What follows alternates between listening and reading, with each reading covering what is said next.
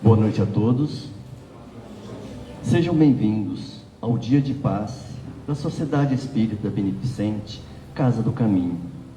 É a live de número 239, do dia 5 de março de 2025. Os sorteios do livro e do Evangelho segundo o Espiritismo, ou Livro dos Espíritos, e da pintura mediúnica já foram sorteados aos presentes na casa. Sempre se diz que o ano começa depois do carnaval, que possamos estar abertos para novas mudanças, energia nova, ânimo novo, pedindo sempre a paz e o amor de Jesus nos nossos corações. O Evangelho é o capítulo 4.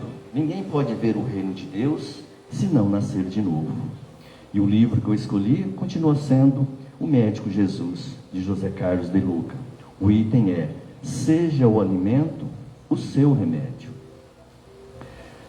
Quando a boca sabe comer, o corpo é saudável. Quando a mente sabe pensar, a alma é feliz. Quando as mãos sabem ajudar, o coração é alegre. Quem disse isso foi Miramês. José Carlos de Luca nos diz o seguinte: os alimentos são nutrientes da nossa organização física. Tudo o que comemos é transformado em combustível para as células. Daí, porque é bom saber se estamos dando ao corpo remédio ou veneno. Por incrível que possa parecer, os médicos enfrentam mais problemas com os que comem demais do que os que se alimentam de menos. 3 aspectos são fundamentais em matéria de alimentação. O primeiro é o que se come. O segundo, quanto se come. O terceiro, como se come. Em relação aos 2 primeiros itens, converse com o médico ou nutricionista, a fim de avaliar suas necessidades alimentares.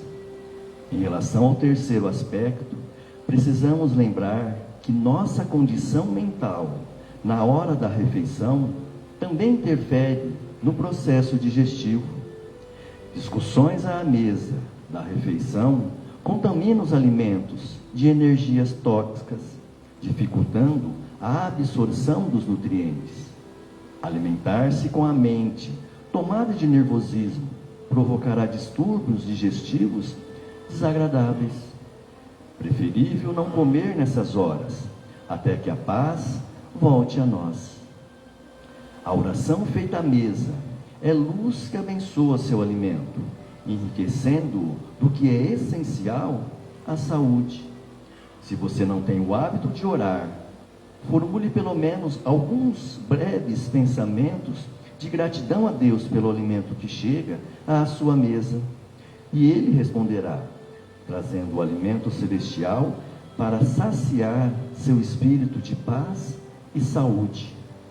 Portanto, a oração, conversa com Deus, abençoa o nosso alimento, nos enriquece com muitas vitaminas, elimina todo o mal que possa estar no alimento, através de energias que contaminam este alimento.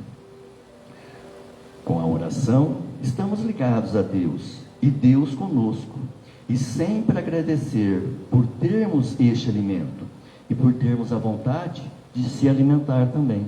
Às vezes nós temos o alimento, mas não temos a vontade de comer, e isso é prejudicial. Então que a gente possa estar com o nosso coração aberto para ter essa paz interior dentro de nós, em harmonia. Vai se alimentar? Faça a oração e agradeça. Boa noite a todos, fiquem com Deus.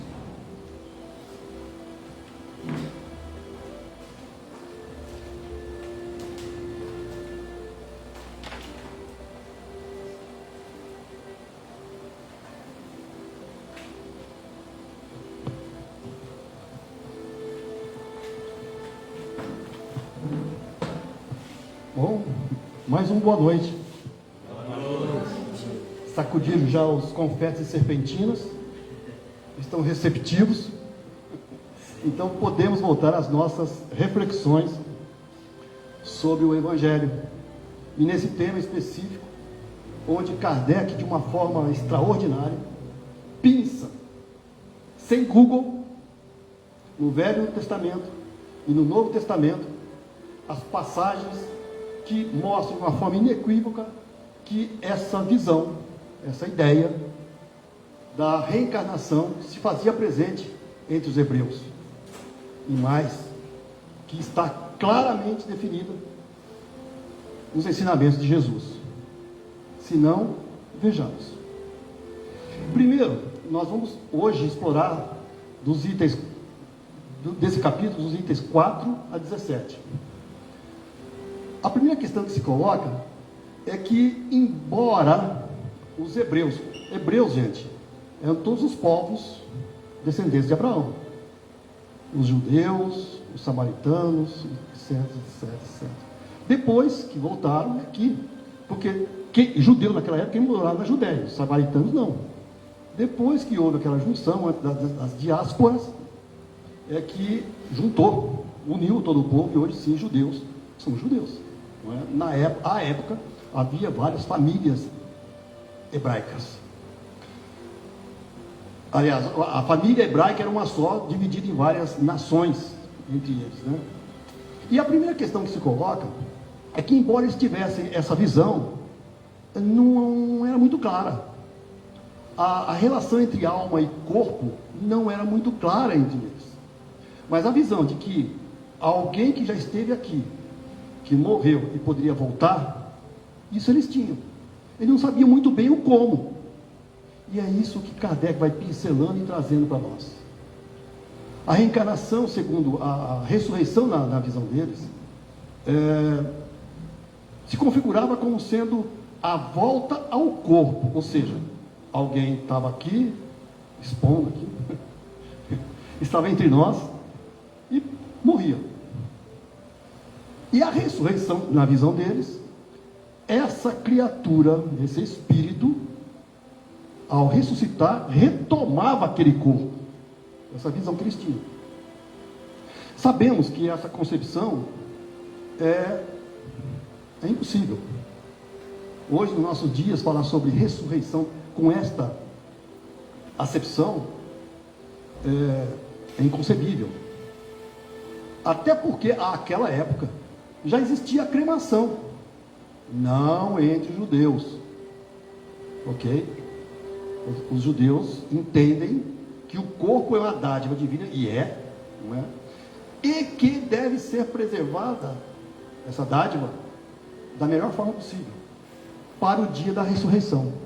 Por isso que os judeus, de forma bem rápida, não aceitam a cremação. Mas os demais povos, muitos deles sim aceitavam. Ok? Então, a visão que eles tinham de ressurreição era nessa concepção.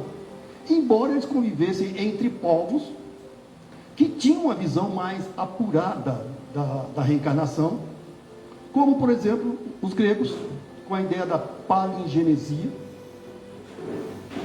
nascer de novo, que, aliás, Jorge André utiliza muito esse termo em seus livros, e a própria reencarnação entre os hindus.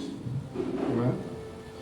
Mas, enfim, a concepção que eles tinham era essa, e óbvio que, mais de uma forma mais judiciosa, o Espiritismo nos traz que, sim, viveremos tantas vezes quantas delas necessitar para a realização dos nossos trabalhos de conquista dos valores espirituais, mas viveremos, nós, espíritos, ocupando novos corpos, até porque aqueles que nós já ocupamos já foram desfeitos, já se misturaram com os demais elementos da natureza, sem falar desse caso da cremação, ok?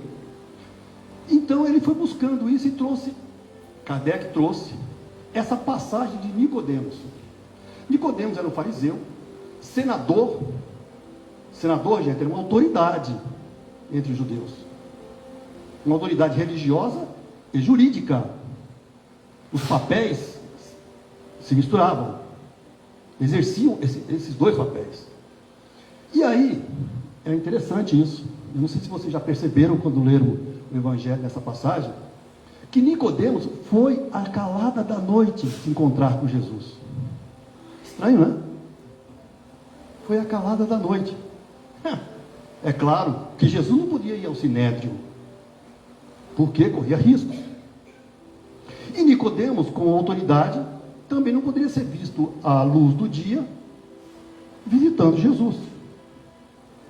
Então foi à noite, na calada da noite. Foi ter com Jesus e lhe disse: Mestre, sabemos que vieste da parte de Deus para nos instruir como um doutor, porquanto ninguém poderia fazer os milagres que fazes se Deus não estivesse com ele. Jesus lhe respondeu. Como Jesus lhe respondeu? Nicodemo não fez nenhuma pergunta, ele fez uma afirmação. Ele fez uma afirmação e Jesus retornou com uma resposta a uma pergunta que não está registrada no Evangelho. Percebem? Vou repetir. Nicodemos: Mestre, sabemos que vieste da parte de Deus para nos instruir como um doutor, porquanto ninguém poderia fazer os milagres que fazes se Deus não estivesse com ele. E aí a resposta: em verdade, digo-te, ninguém pode ver o reino de Deus se não nascer de novo. Dizem alguns historiadores que quem fez esse registro foi João, e que na realidade ele que intermediou esse encontro entre Jesus e Nicodemos na calada da noite. Mas, segundo esses historiadores, faz todo sentido. João estava um pouco distante da conversa de Jesus com Nicodemos. Então, algumas das passagens desse diálogo ele não conseguiu registrar. Então, deduz-se pela resposta que Nicodemos fez alguma pergunta nesse sentido. É uma dedução, não é? Mas olha só, a afirmação de Jesus para Nicodemos: ninguém pode ver o reino de Deus se não nascer de novo. Como pode nascer um homem já velho, pode tornar a entrar no ventre de sua mãe para nascer segunda vez? Vejam, era um doutor da lei. E vejam vocês a dificuldade de compreensão desse mecanismo, dessa lei natural. Resposta: em verdade te digo, se um homem não renasce da água, vamos explorar já isso, e do Espírito, não pode entrar no reino de Deus. O que é nascido de carne é carne, o que é nascido do Espírito é Espírito. Não te admires de que eu te haja dito ser preciso que nasças de novo. O Espírito sopra onde quer e ouves a sua voz, mas não sabes de onde vem ele, nem para onde vai. O mesmo se dá com todo homem que é nascido do Espírito. Como isso pode acontecer? Como isso pode fazer-se? Nicodemos estava encafifado ainda. Né? Como é que é isso? Jesus lhe observou: pois que és mestre em Israel e ignoras essas coisas? Digo-te em verdade, que não dizemos senão o que sabemos e o que não damos testemunho, senão o que temos visto. Entretanto, não aceitas o nosso testemunho. Mas, se não me credes quando vos falo das coisas da terra, como me crereis quando vos falo das coisas do céu? Essa passagem de Nicodemos só encontramos no Evangelho de João, em nenhum outro, nem Marcos, nem Lucas, não encontramos, nem Mateus, só em João. O Evangelho de João não é sinótico, ele tem muitos símbolos, é muito místico, traz muitas informações que os demais não trazem. Essa passagem de Nicodemos só encontramos no Evangelho de João. Vamos avante. Ele afirma então que a ideia, nós vamos voltar a essa questão da água já, a ideia de que João Batista era Elias e de que os profetas podiam reviver na terra, se nos depara em muitas passagens dos evangelhos, notadamente naqueles itens 1, 2 e 3 que nós vimos na nossa quarta-feira passada, e nessa agora. Se essa crença fosse errada, destituída de significado, Jesus não teria ratificado, mas ele diz com todas as letras: ninguém pode ver o reino de Deus se não nascer de novo. E insiste acrescentando: não te admires de que eu te haja dito ser preciso nasças de novo. É interessante, é necessário que nós recuperemos o significado inicial daquela época da água, que segundo a filosofia, a compreensão da época, era o elemento originador de todas as coisas da terra. Vemos isso na escola pré-socrática, com os jônicos, com Tales de Mileto, onde a água era o elemento gerador de tudo. Temos isso na própria Gênese. As águas que estavam acima da terra, as águas que estavam em cima da terra. O Espírito de Deus flutuava sobre as águas, e dali ele criou tudo que existe. Essa era a concepção da época.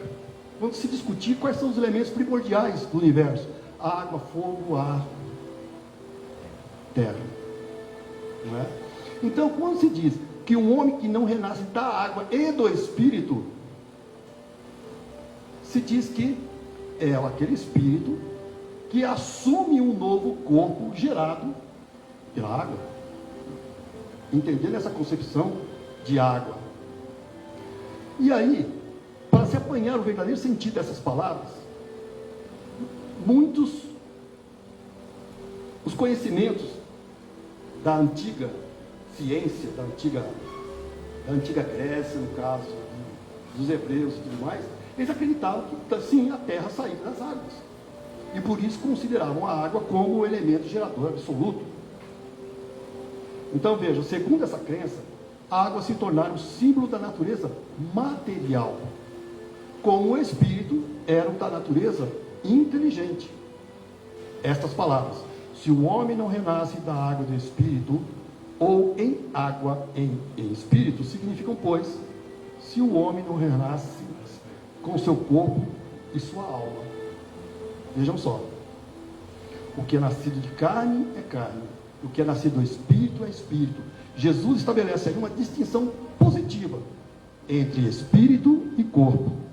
O que é nascido da carne, repete, é carne. Indica claramente que só o corpo procede do corpo e que o Espírito independe deste. Jesus retoma essas crenças entre os hebreus, mas dá um significado que nós conhecemos hoje, que a doutrina nos trouxe, que o Consolador nos trouxe, que os Espíritos nos trazem. E com isso, nós começamos a entender, primeiro, essa lei da natureza, que ela não é invenção do Espiritismo, que nós vimos na nossa reunião passada, que ela se faz presente na pré-história dos judeus, entre os hebreus, que Jesus afirma isso com todas as palavras, e mais, não só isso, quando ele diz que o Espírito sopra onde quer, ouve-lhes a voz, mas não sabes nem de onde ele veio, nem para onde vai, pode-se entender que se trata do Espírito de Deus, é verdade, que dá vida a quem ele quer, ou da alma do homem,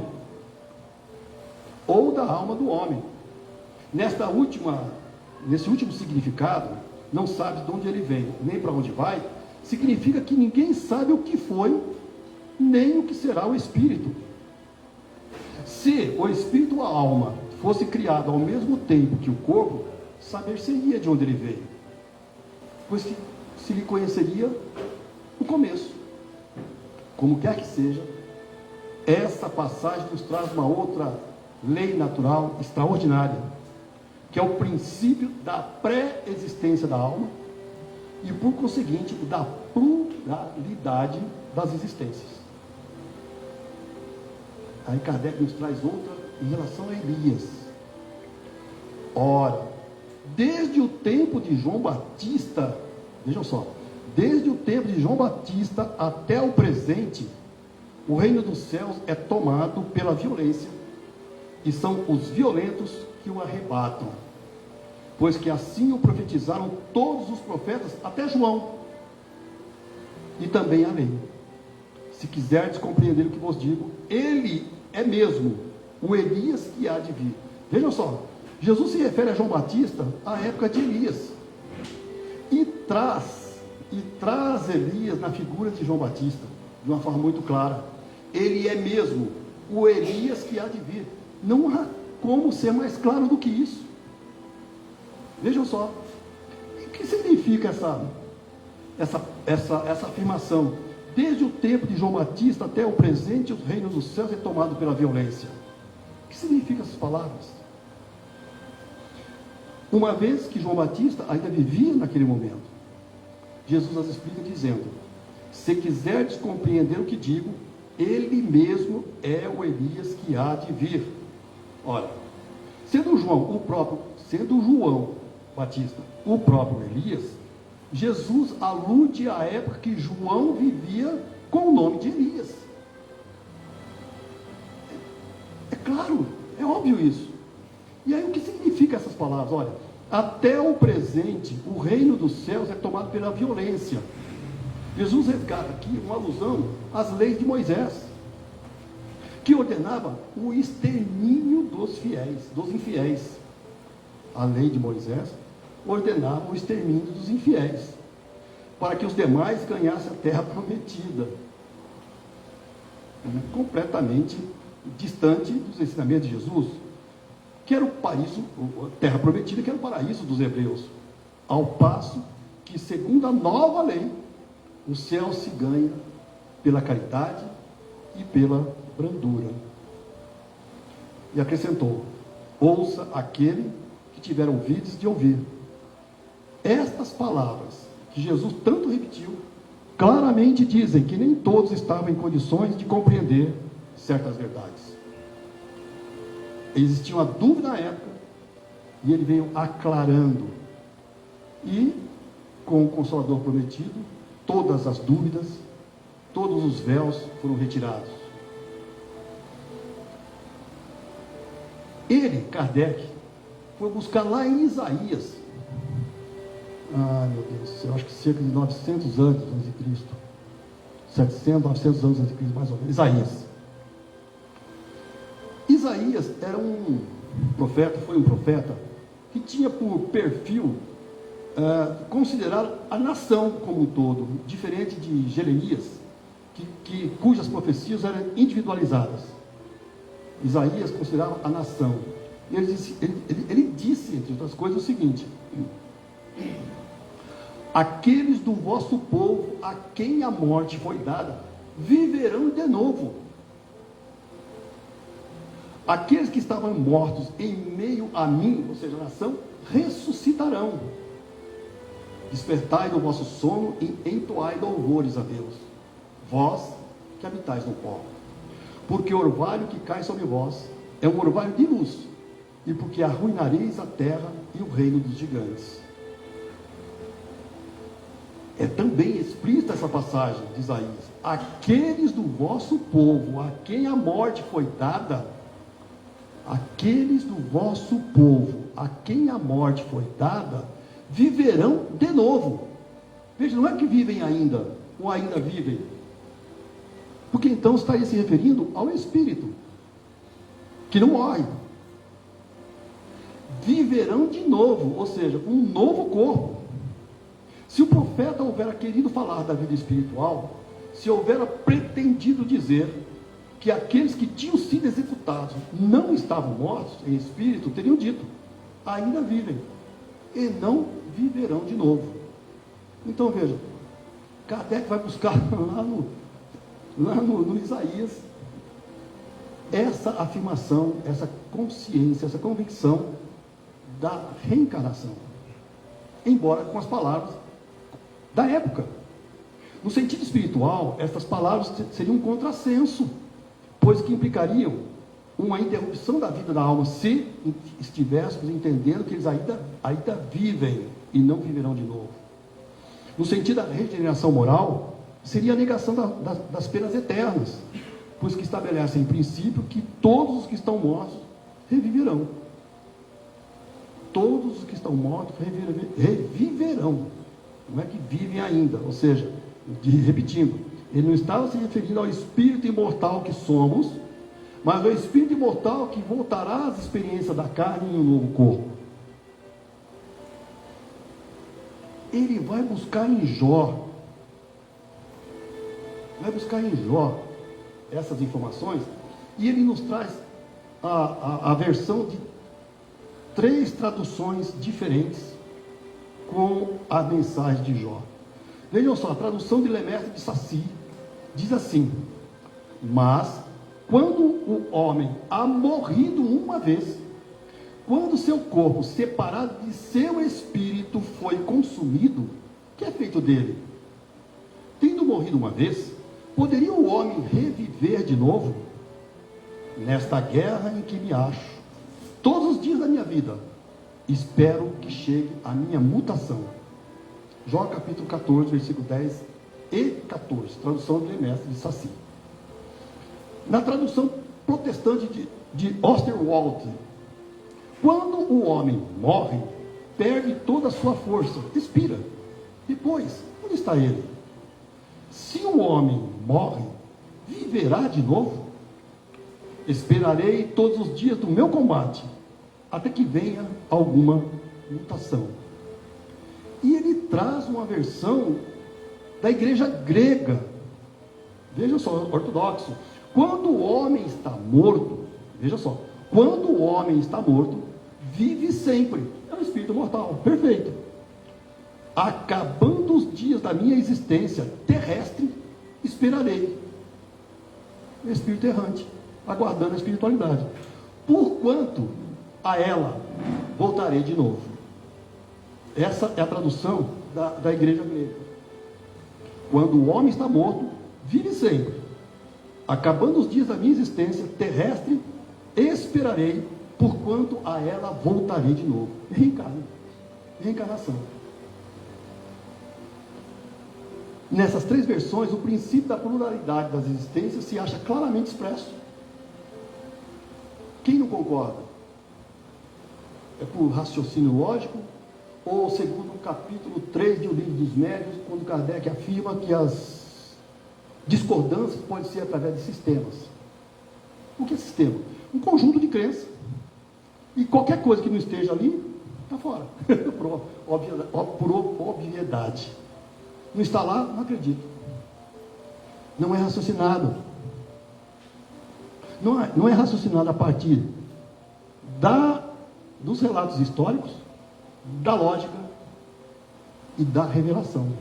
Não é?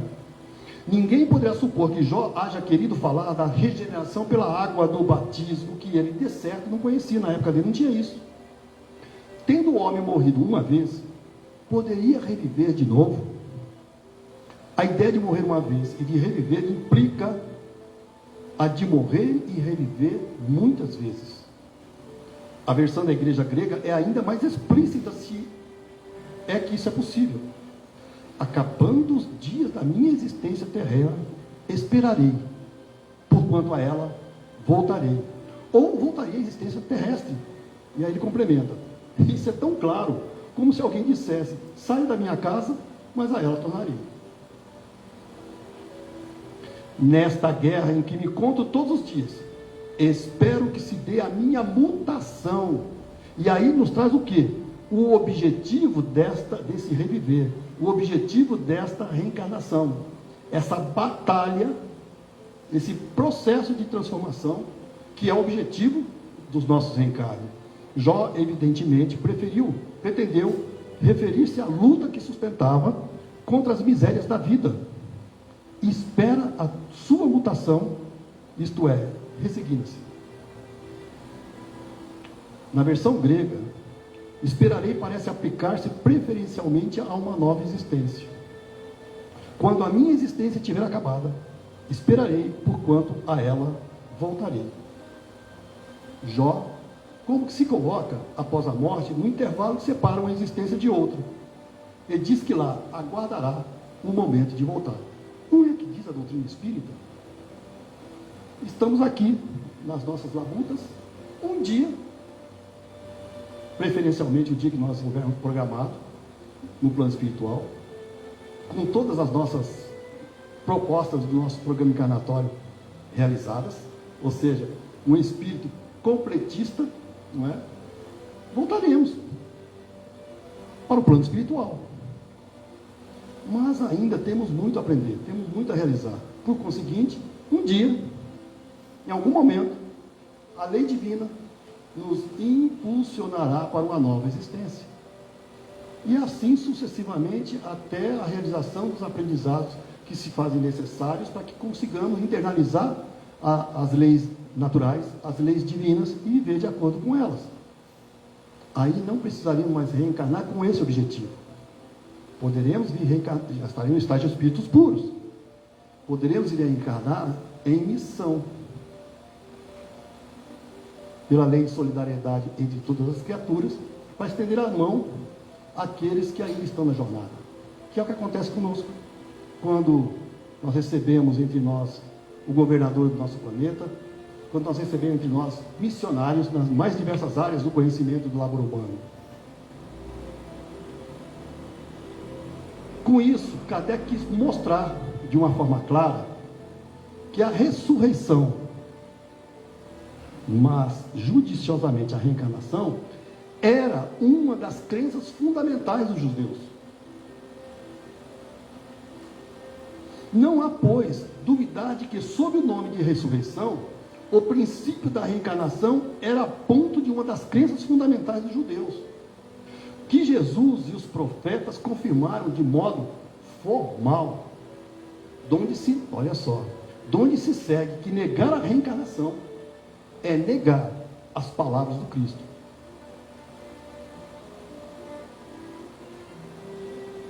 Quando nós lemos uma passagem dessa, não é o temor que nos deve mobilizar. Não é porque nós estaremos negando as palavras do Cristo. É porque nós estaremos indo ao encontro de encontro. Ok?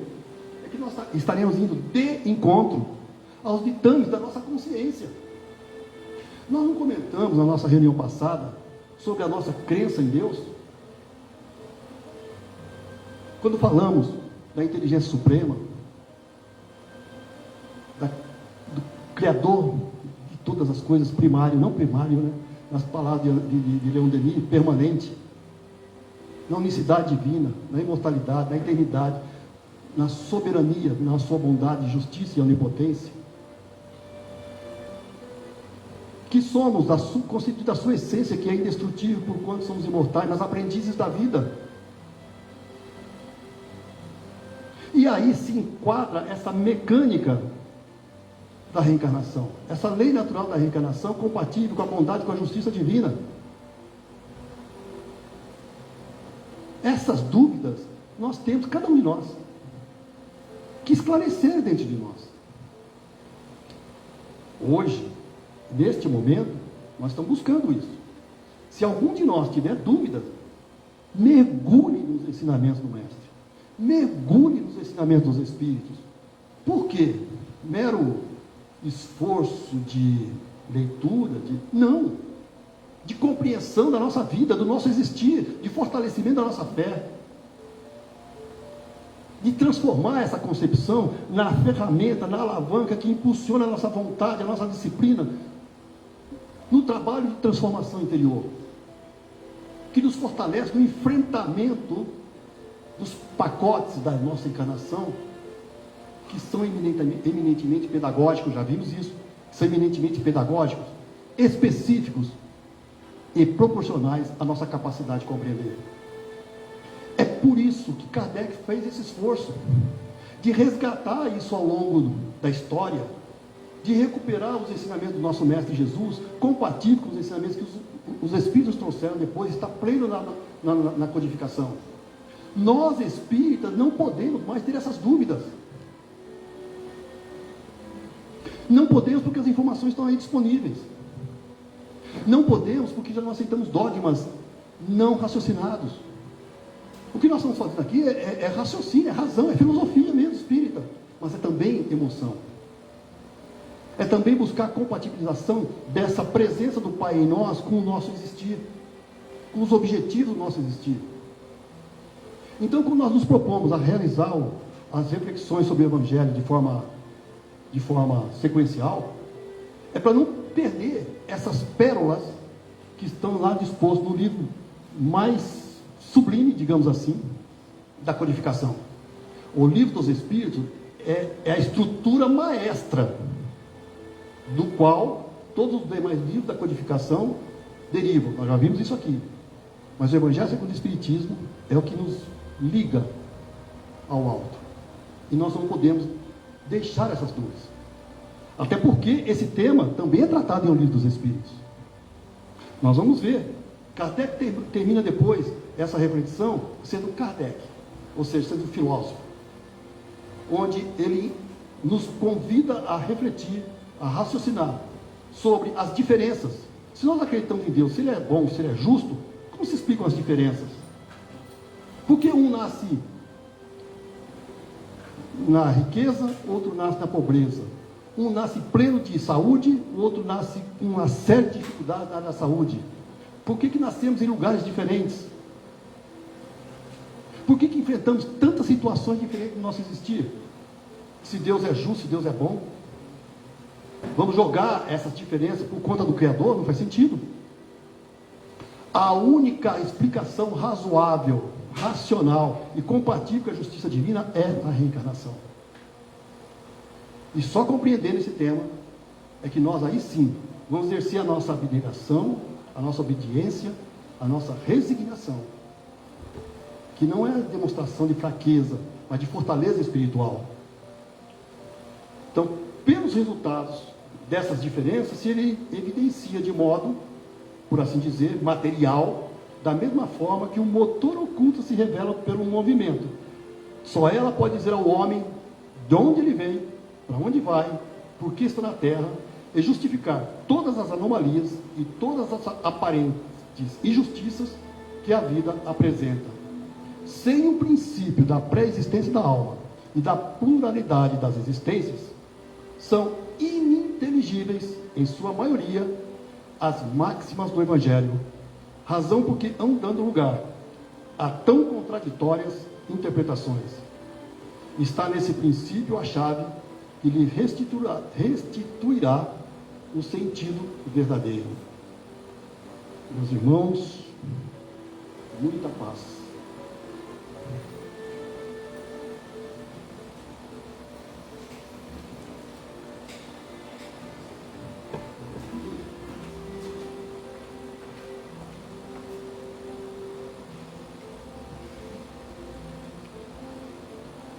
Pai de infinito amor, Jesus, Mestre querido, aclara nossa mente, Senhor, abranda-nos o coração, no sentido de compreendermos com profundidade as Tuas palavras, os Teus ensinamentos, no sentido de emitir no nosso peito de gratidão ao Teu missionário Hipólito Leão Denis Arquivaio, o nosso Allan Kardec, por esse trabalho extraordinário de resgate dessas verdades fundamentais. Mestre Jesus, nós nos encontramos em pleno combate, o bom combate a que se referia Paulo, o combate do autoconhecimento, do auto-amor, do auto-perdão, da autotransformação. Senhor, que o significado profundo desses ensinamentos, especificamente o tema tratado no dia de hoje, na noite de hoje, reencarnação, germine em todas as mentes e corações humanos, para que assim acontecendo, percebamos a infantilidade das nossas manifestações egóicas que se transformam em ceifar vidas humanas.